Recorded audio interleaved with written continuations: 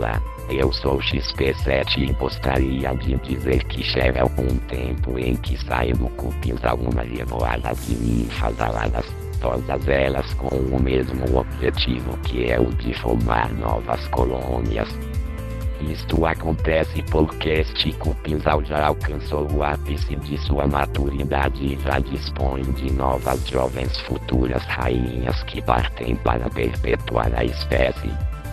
De certa forma, isto também acontece conosco quando sentimos que estamos devidamente instruídos e suficientemente preparados para transmitir tudo aquilo que nos foi passado. Isso é uma necessidade, um instinto.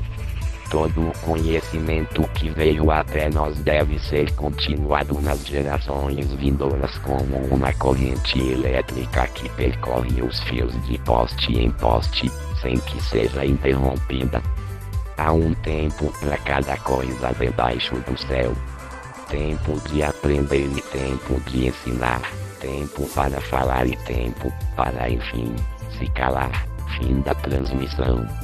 Obrigado e até mais.